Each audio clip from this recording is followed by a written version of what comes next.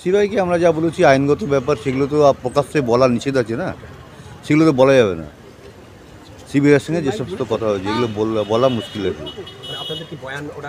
হ্যাঁ, বয়ান রেকর্ড করেছে এবং লিখিত সমস্ত যত ক্লু আছে আমাদের কাছে সেগুলো ওরা লিখিত নিয়ে গেছে।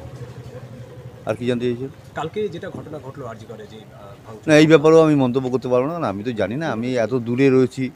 তবে এত লক্ষ লক্ষ কোটি কোটি আর কি ভারতবাসী প্লাস বিদেশেও দেখতে পাচ্ছি যে বিদেশেও প্রচুর এইটা নিয়ে একটা প্রতিবাদ হয়েছে। আমরা তার 100% তাদের পাশে আছি এবং তাদের আন্তরিকভাবে ভালোবাসা জানাই।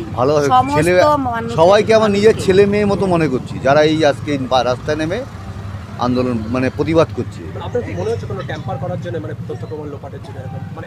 না, সেরকম থিওরি এটা শুনুন, এটা যে প্রশাসনের কাজ, এটা প্রশাসন বুঝবে। এর পেছনে আমি তো মন্তব্য করাটা ঠিক না, এটা বিচার বিভাগের একটা বিষয়, এটা আমি কী করে বলবো?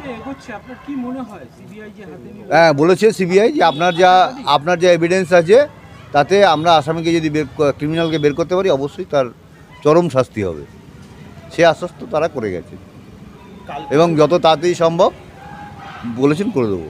কালকে যেভাবে গোটা রাজ্য বা দেশ বলা, হ্যাঁ ওটা তো বললাম, আবার সেটা বলছি যে সেটাতে কি বিচার পাওয়ার যে ভরসা সেটা কি বাড়ছে?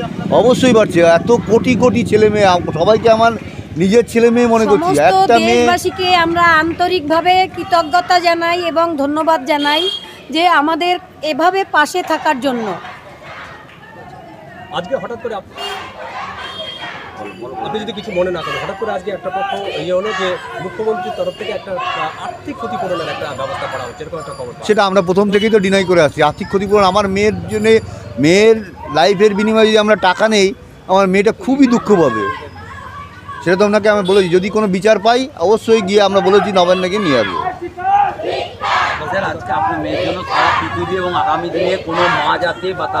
সেটা তো আমরা সবসময় ভগবান এবং প্রশাসনের কাছে এটাই একটা দাবি, এটাও একটা দাবি।